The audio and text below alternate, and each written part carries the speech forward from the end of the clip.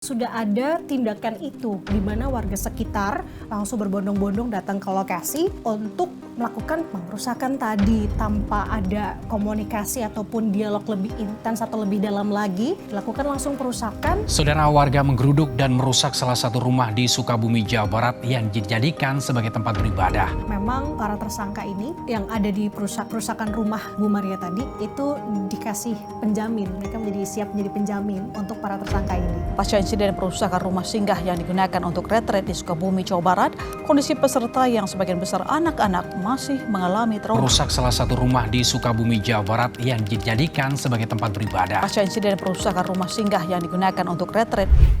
Shell, gue mau nanya deh. Apa tuh? Waktu lu muda, waktu lu muda, Waktu gua muda, emang sekarang gua udah tua nih, mohon maaf. Saya masih muda. waktu lu sekolah deh, waktu lu sekolah. Iya, waktu masih belia lah ya. Iya. Lu tuh pernah ikut retret gitu gak sih? Retret pernah, berkali-kali juga. Retret dari sekolah pernah. Lalu, kenapa nih tiba-tiba nanya retret nih? Oh, Pasti lu tahu kenapa kan? pasti karena yang kejadian yang viral kemarin yang retret, rumah retret di Cidahu, Sukabumi kan? Ih, lu tahu itu. Tahu, tapi gue nggak tahu detail. Ini malah gue mau nanya ke lu sih sebetulnya. Cakep banget karena gue tadi baru abis riset semuanya. Lu penasaran? Bener tuh, biar gue nggak salah informasi. Kronologi lengkap itu kayak gimana sih, coba ceritain. Sini gue kasih tahu.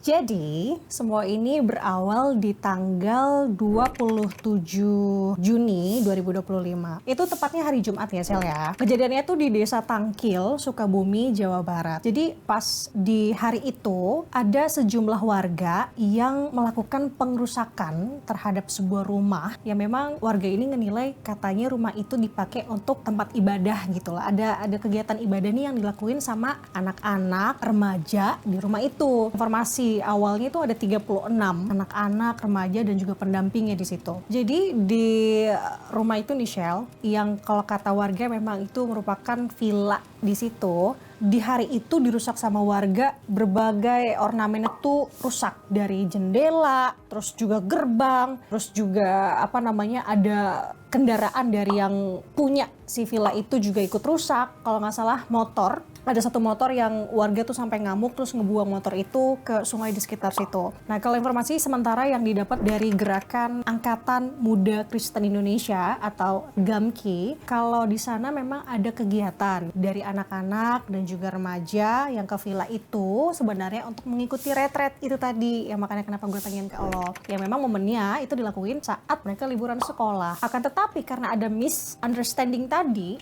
jadi warga mengira dan mempertanyakan ada apa nih di sana, sehingga mereka menggeruduk ke sana sampai ada kericuhan tadi yang dinilai ini villa gak ada izin sama sekali untuk menggunakan tempat itu sebagai tempat ibadah kayak gitu. Jadi timbullah tindakan-tindakan yang sebenarnya disayangkan ya, karena perusakan tadi kemudian bisa dikatakan itu adalah tindakan yang intimidasi banget, intimidatif kayak gitu sih, Sel. Oke, jadi kronologinya itu tadi gue udah jelasin di hari Jumat tanggal 27 Juni 2025. Kepala Desa Tangkil, nah harus diingat, Kepala Desa Tangkil, Sukabumi, Jawa Barat, namanya Pak Ijang. Jadi Pak Ijang tuh biasalah ya kalau di grup-grup warga gitu kan, ada grup-grup warga sekitar gitu ya yang diolah sama si kepala desa kalau di sana. Jadi kepala desa ini dapat informasi di Jumat paginya kalau ada video nih yang masuk. Katanya menurut narasi video itu, ini nih di villa ini namanya punyanya Bu Maria Veronica Nina. Di sana ada kegiatan anak-anak muda nginep di sana nih kayak gitu.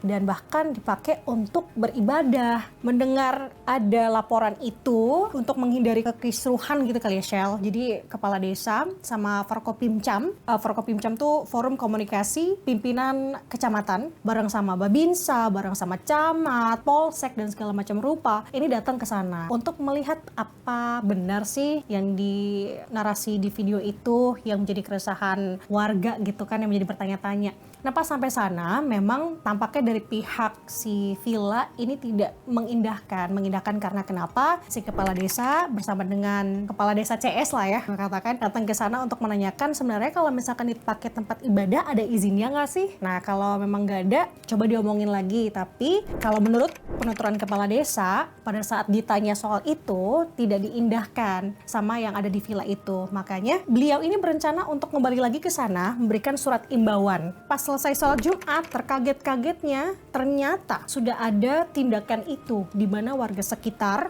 langsung berbondong-bondong datang ke lokasi untuk melakukan pengerusakan tadi tanpa ada komunikasi ataupun dialog lebih intens atau lebih dalam lagi, dilakukan langsung perusakan. Itu sekitar 13.15 kalau nggak salah. Jadi abis kejadian itu selang sejamnya kepala desa, Forkopimcam dan Forkopimcam tadi sama Polsek, Bebinsa dan lain sebagainya datang ke sana udah telat karena semua itu udah rusak seperti yang tadi gue sampaikan. Gerbang sampai 1 unit motor udah didorong ke sungai. Dan kalau yang gue denger setelah kepala desa ke sana, terus juga udah diamanin sekitar jam 3:30 sorean lah, baru rumah itu kosong dan anak-anak juga sudah diungsikan, terus rumah itu dijaga sama polisi. Polisi juga udah statement sih, Shell, soal itu. Yang statement tuh Kabid Humas Polda Jawa Barat, Kombes Pol Hendra, beliau tuh membenarkan ada 36 orang di sana, itu terdiri dari anak-anak, remaja, dan juga pendamping. Yang dimana informasinya memang warga ini ngadu ke kepala desa, kalau ada kegiatan yang kayaknya kepala desa harus ngeklarifikasi deh datang ke sana untuk mencari tahu sebenarnya ada apa sih di sana, bener ada ibadah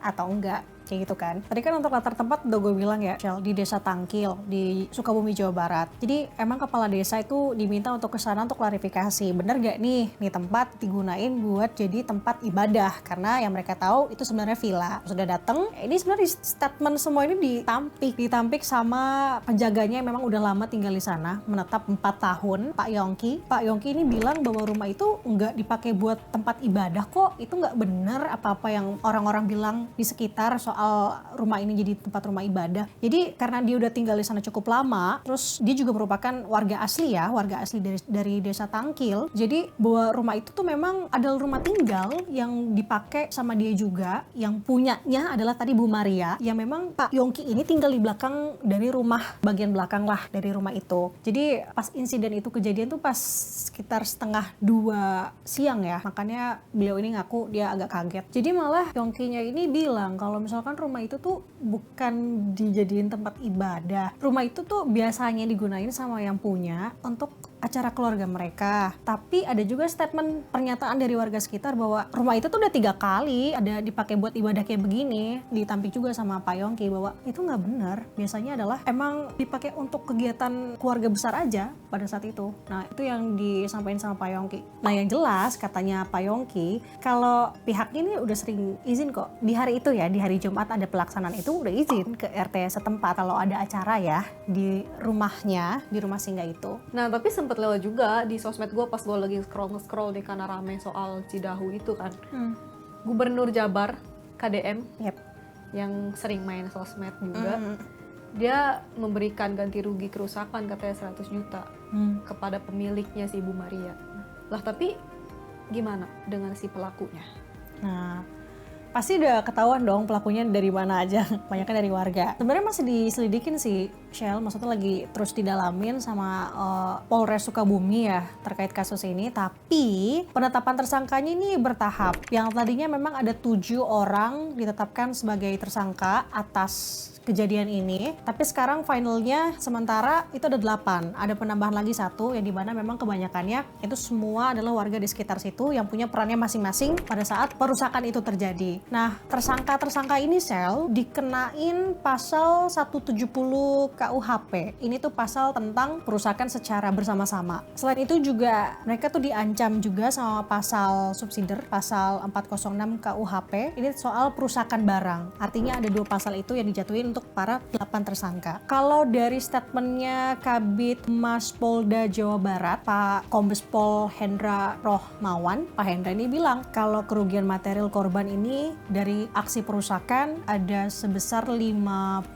juta. Dari itu tidak cuma kerusakan rumah aja, karena tadi gue sebut ada kendaraan-kendaraan juga yang ikut kena amuk, jadi kendaraan juga masuk. Tadi ada 1 unit motor sama 1 unit mobil. Sebenarnya kalau yang tadi Michelle singgung soal gimana sikap dari KDM, Kang Deddy Mulyadi selaku Gubernur Jabar, langsung respons sih, cepet ya. Jadi sepenuhnya sebenarnya terkait kasus ini, beliau ini menyerahkan kepada polisi lah, penegak hukum, udahlah biar ngatur ini kayak gimana. Tapi nggak cuman itu, jadi KDM atas inisiatifnya sendiri akhirnya urunan juga atau ikut ganti rugi sebenarnya dari kerusakan ini. Kalau nggak salah 100 juta itu Kang Deddy kasih ke pihak rumah yang memang alami kerusakan tadi, sekaligus juga memberikan pendamping psikologis, karena itu tadi yang ada di dalam rumah itu ada anak-anak, remaja, sampai juga pendamping ini yang juga butuh pendampingan lagi psikologisnya seperti apa. Nah, ngomong-ngomong soal tersangka ya Shell, karena mengingat lagi tersangkanya ini kebanyakan adalah warga sekitar situ, bukan kebanyakan sih, emang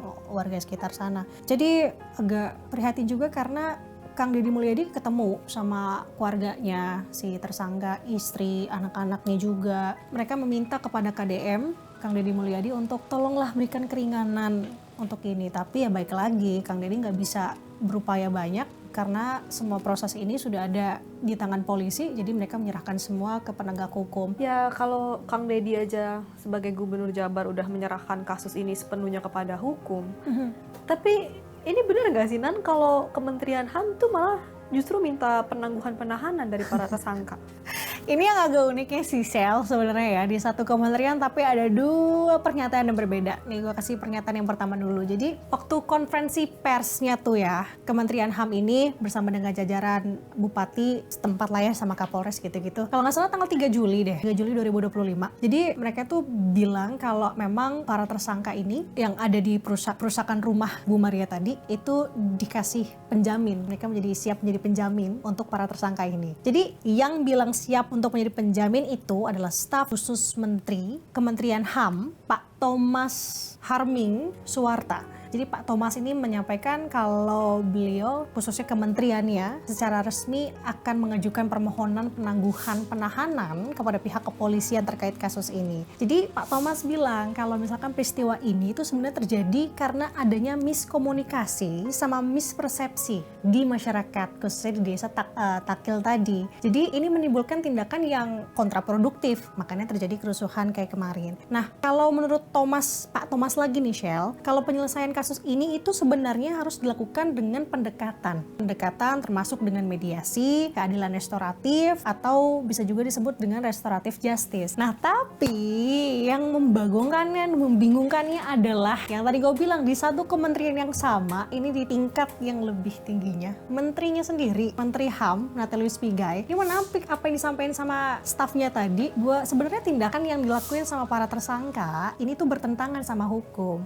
Jadi itu merupakan perbuatan individu sebenarnya Shell. Maka yang dinilai perbuatan individu ini nggak sesuai sama nilai-nilai dari Pancasila. Makanya tadi yang gak setuju apa yang dikatain sama Pak Thomas sama Pak Hasbullah. Tapi gara-gara udah ada perbedaan statement dan ada statement mutlak dari Pak Menteri nih, Pak Thomas jadinya ngedegesin bahwa Kementerian HAM tetap ngedukung penegakan hukum dilakukan secara seadil-adilnya untuk para pelaku. Karena kan untuk pemenuhan hak kita itu sudah diatur dalam undang-undang sebenarnya, bahwa negara berkewajiban untuk bisa melindungi itu di Undang-Undang Dasar pasal 28I ayat 4 tahun 1945, terus juga ada pasal 8 dan juga pasal 71 ini di Undang-Undang nomor 39 tahun 1999 soal HAM. Nah, pasal-pasal itu tadi Shell ini meminta atau mengamanatkan bahwa perlindungan, kemajuan, penegakan sekaligus pemenuhan hak yang tadi gue bilang, khususnya hak asasi manusia itu sepenuhnya tanggung jawab negara, terutama pemerintah. Sebenarnya kasus ini Shell bisa dibilang mencederai ada hati yang terluka ya. Karena kenapa? Karena ada hak dalam beragama dan berkeyakinan yang dipertanyakan sebenarnya di negara ini. Komnas HAM udah keluarin statementnya sih, Bu Anies, Ketua Komnas HAM-nya sendiri, bahwa beliau dan pihaknya juga menyesalkan adanya kejadian ini yang sama sebenarnya poinnya adalah kasus ini mencederai hak masyarakat dalam beragama ataupun berkeyakinan yang merupakan hak dasar loh. Ini hak dasar kita yang sebenarnya udah diatur juga dalam undang-undang, bukan cuma undang-undang mengenai hak asasi manusia aja, tapi hak untuk konvensi internasional, bahkan hak sipil politiknya juga udah diatur terkait ini. Jadi untuk menanggulangi ini sebenarnya Komnas HAM ngeluarin peraturan HAM ini tentang kebebasan seseorang untuk beragama dan juga berkeyakinan. Jadi dalam aturan itu diatur kebebasan beragama, berkeyakinan. Ini semestinya itu diterapin oleh setiap masyarakat, baik itu di jajaran pemerintah atau juga di aparat penegak hukum. Nah, gak cuman itu, sebenarnya ada aturan juga yang lebih kompleks di sini. Aturan menteri bersama, baik itu dari Menteri Agama dan juga Menteri Dalam Negeri, dua kementerian itu disampaikan sama Kepala Pusat Kerukunan Umat Beragama Kementerian Agama, Pak Adib Abdul Somad. Beliau ini bilang kalau ada peraturan bersama terkait dengan hal ini yang diatur oleh Menteri Agama dan juga Menteri Dalam Negeri tadi yang gue bilang, itu diatur untuk aturannya nomor 8 sama nomor 9 tahun 2006. Di sana itu ada pedoman, jadi di aturan itu pedoman untuk melaksanakan tugas kepala daerah dalam pemeliharaan kerukunan untuk umat beragama. Nah, Pak Adib juga nambahin sih, kalau sekarang tuh pemerintah lagi ngegodok nih peraturan presiden atau Perpres. Perpres ini memfokuskan soal pemeliharaan kerukunan umat beragama di Indonesia. Ini masih ditunggu sebenarnya karena tinggal nunggu dari tanda tangan Presiden Prabowo Subianto untuk ini. Jadi harapannya setelah ada Perpres ini akan lebih berdampak luas untuk masyarakat sekitar agar bisa menjaga kerukunan umat beragama di Indonesia. Nah, kalau kita ngomongin soal hasil riset, penasaran sih pasti lo ya. Karena sih hasil riset kita rukun gak sih di Indonesia ini? Jadi ada beberapa hasil riset yang mau gue kasih tahu kalau Shell dan juga teman-teman. Jadi kalau berdasarkan riset yang dilakuin sama Kementerian Agama di tahun 2024, angka indeks kerukunan antar umat beragama atau IKUP itu sebesar 76,47%. Jadi skor ini itu rata dari 3 variabel yang dinilai. Ada variabel soal toleransi, ada kesetaraan, dan juga kerjasama. Dan ini diambil dari seluruh provinsi di Indonesia. Terus dari hasil riset ini,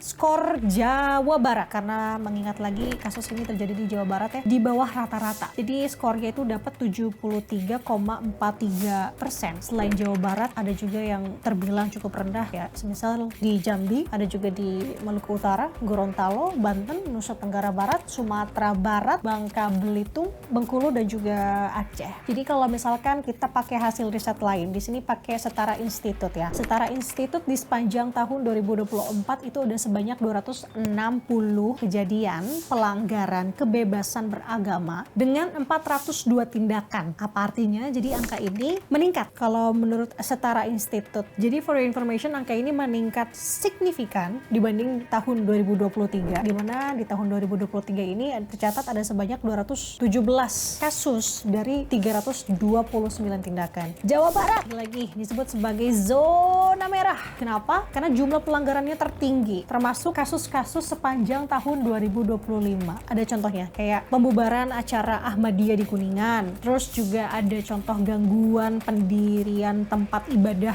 di Majalengka, terus juga penyegelan Masjid Ahmadiyah di Kota Banjar. Itu beberapa kasus yang memang disebutin di Setara Institut ya. Nah, gak cuma dari Setara Institut, dari Kementerian Agama, ada juga statement dari Gus Durian, jaringan Gus Durian. Kalau dari Gus Durian itu yang ngomong Koordinator Divisi Riset dan Publikasi Jaringan Gus Durian, Pak Heru. Pak Heru bilang kalau peristiwa-peristiwa kayak yang Sukabumi kemarin itu sebenarnya udah melanggar intoleransi karena mencederai semangat dari Pancasila dan merusak dari makna hidup, kehidupan bersama kita, dan juga tentunya merusak kebinekaan sebagai pemersatu kita, pemersatu Indonesia. Nah, beliau juga bilang kalau kebebasan beragama dan berkeyakinan itu bagian dari hak asasi manusia atau HAM yang memang sudah dijamin tadi yang gue udah jelasin masuk dalam Undang-Undang Dasar 1945. Selain itu, ada juga dari pernyataannya Amnesty, Direktur Eksekutif Amnesty Indonesia, Usman Hamid. Beliau juga bilang kalau pembubaran retret kemarin itu menunjukkan bahwa ini adalah kegagalan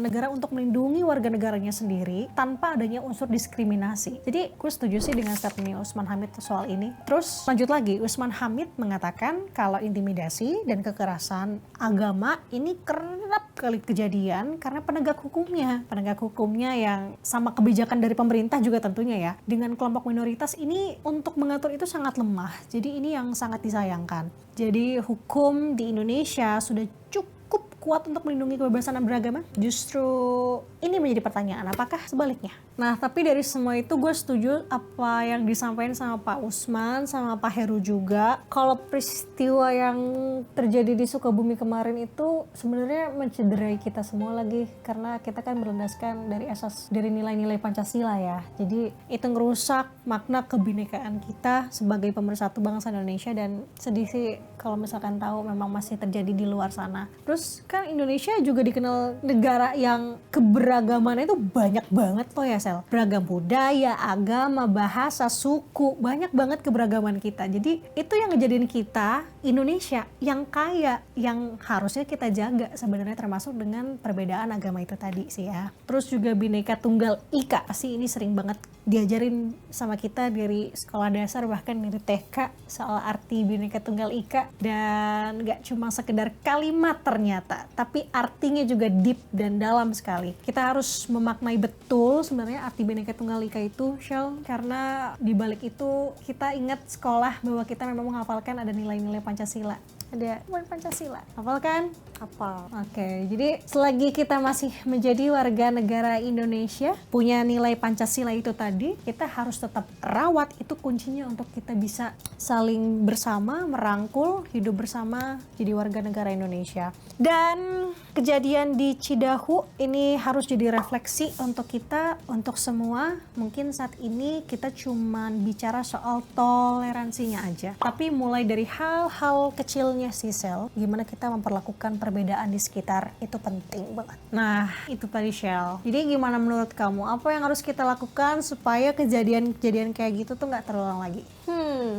Memang kalau soal toleransi itu harus diajarkan dari kecil ya. Apalagi kita dari dulu diajarin kan, ada pelajaran kewarganegaraan, soal Pancasila, UUD 45, keberagaman Indonesia. Oh, atau mungkin harus ini ya, menerapkan pelajaran multikultural ya. Ada nggak ya di sekolah? Oh iya, tuh gue setuju sih. Tapi kayaknya ada, nggak semua sekolah nerapin itu nggak sih? Belum Itu semua sekolah ya, bener juga sih kayaknya. pelajaran multikultural kalau dari lo ya? Iya, kayaknya itu penting sih. Jadi kan ya nggak harus jauh-jauh dari orang yang beda pulau. Di sekitar kita aja teman-teman sekolah banyak yang beda, ya nggak sih? Setuju. Nah, itu dari Michelle. Kalau dari teman-teman semua, gimana pendapat kalian? Tulis di kolom komen ya.